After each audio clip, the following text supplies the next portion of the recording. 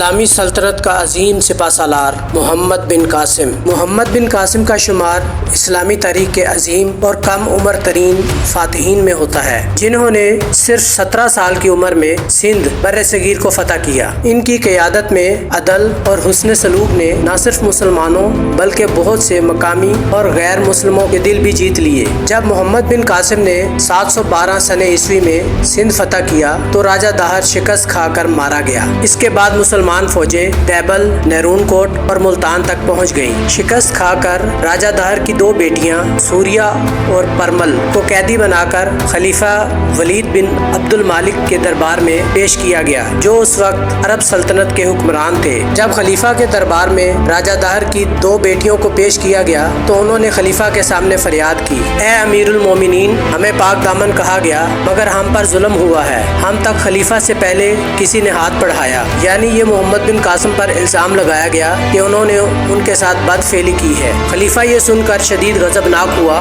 اور محمد بن قاسم کو فوراً واپس بلانے کا حکم دیا اور حکم دیا کہ اسے زنجیروں میں قید کر کے بھیجا جائے۔ جب محمد بن قاسم قید ہو کر دمشق پہنچے تو زنجیروں میں جکڑے ہوئے تھے۔ انہوں نے خلیفہ کے دربار میں سچ بیان کیا، میں نے کبھی راجہ داہر کی بیٹیوں کو ہاتھ نہیں لگایا، وہ عزت سے پیش کی گئیں، یہ بہتان ہے۔ تحقیق کے بعد حقیقت سامنے آ گئی کہ راجہ داہر کی بیٹیوں نے بدلہ لینے کے لیے جھوٹ بولا تھا تاکہ مسلمانوں سے انتقام لے سکیں، لیکن بہت دیر ہو چکی تھی۔ محمد بن قاسم زنجیروں کی سختی، قید اور ذلت کی حالت میں دمشق میں ہی شہید ہو گئے۔ جب خلیفہ کو حقیقت کا علم ہوا تو وہ بہت نادم ہوا، مگر امت مسلمہ ایک عظیم سپاہی فاتح سندھ سے محروم ہو چکی تھی۔ ایک جھوٹا الزام ان کی شہادت کا سبب بنا۔ محمد بن قاسم نے فتح کے بعد کبھی ظلم نہیں کیا، غیر مسلم عورتوں کی عزت محفوظ رکھی، کم عمر ہونے کے باوجود عدل، حکمت اور اخلاق کا مظاہرہ کیا۔ تاریخ آج بھی انہیں فاتح سندھ اور عدل کا پیکر کہتی ہے۔